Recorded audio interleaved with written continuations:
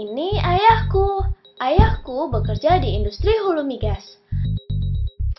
Tahukah kalian bahwa industri minyak bumi dan gas bumi di Indonesia bisa sampai seperti sekarang melalui perjalanan yang begitu panjang?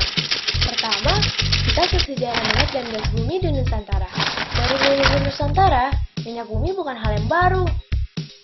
Bahkan, menurut manuskrip Tiongkok dari tahun 972 mencatat, bagaimana Indonesia datang ke sana membawa buli-buli berisi minyak bumi sebagai salah satu tanda mata.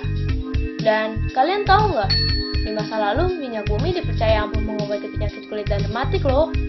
Kedua, mari kita mulai ekspedisi.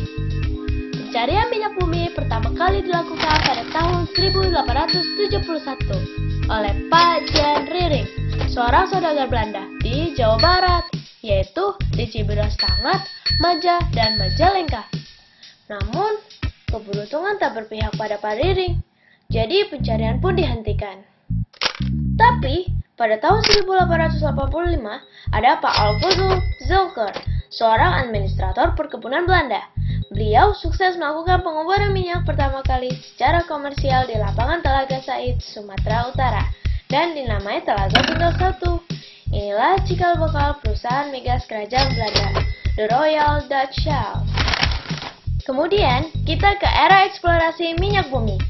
Sekitar tahun 1850 sampai 1945, kabar yang semakin populer membawa demam minyak bumi di Hindia Belanda, yang akhirnya kegiatan eksplorasi dilakukan di beberapa daerah, dari Sumatera, Jawa, Kalimantan, Kepulauan Seram, sampai Papua. Seiring dengan kedatangan tentara Jepang ke Indonesia, membuat industri migas Hindia Belanda meredup. Karena pada tahun 1944, tentara Jepang sudah terlebih dulu mendudukinya dan melakukan pengeboran di Minas Riau, sehingga mampu memproduksi lebih dari 8.000 barel per hari. Inilah penemuan cadangan terbesar minyak bumi di Indonesia. Hingga kini, Minas adalah lapangan minyak terbesar dalam sejarah Indonesia. Pada tahun 1951, seiring berjalannya waktu, mantan Gubernur Sumatera, Pak Teku Mohasan, mengajukan mosi agar hasil pertambangan minyak lebih menguntungkan Indonesia. Di bawah sistem ini, negara dan perusahaan yang membantu produksi minyak dan gas membagi hasil dengan rasio 50/50.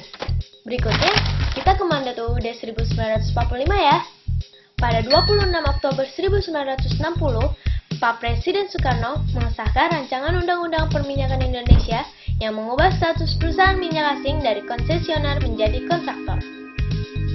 Lalu, kontrak kerjasama atau PSC pertama di Indonesia sekaligus dunia ditandatangani pada 16 Agustus 1966 antara pemerintah Indonesia dengan Independent Indonesian American Petroleum Company. Setelah dicetuskan di Indonesia, kontrak bagi hasil kini diterapkan di banyak negara di dunia loh.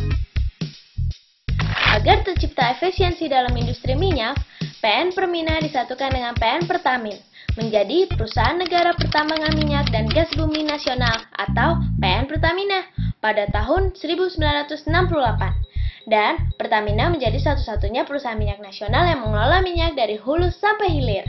Karena aktivitas pengeboran dan eksplorasi semakin gencar dilakukan, hingga menemukan banyak sumber migas baru, antara lain di pantai sisi utara Balikpapan, lapangan Arjuna di lepas pantai Jawa Barat, dan lapangan Arun di Aceh pada tahun 1971. Produksi gas bumi Indonesia menjadi besar sehingga pada tahun 1973, Indonesia menjadi pemasok terbesar LNG ke Jepang. Dan akhirnya, pada tahun 2002, pemerintah membentuk Badan Pelaksana Kegiatan Usaha Hulu Minyak dan Gas Bumi atau BP Migas. Pada tahun 2005, ditemukan lapangan gas besar di wilayah timur Indonesia, yaitu lapangan gas Tangguh, yang mulai berproduksi pada tahun 2009. Pada tahun 2013, pemerintah Indonesia mengeluarkan keputusan perubahan BP Migas menjadi Satuan Kerja Khusus Pelaksana Kegiatan Usaha Hulu Minyak dan Gas Bumi atau SKK Migas yang bertanggung jawab mengatur kegiatan hulu minyak dan gas bumi di Indonesia. Dilakukan untuk sebesar-besarnya kemakmuran rakyat Indonesia. Dan itulah sejarah tentang migas Nusantara dari masa ke masa. SKK Migas mengelola hulu minyak dan gas bumi untuk negeri.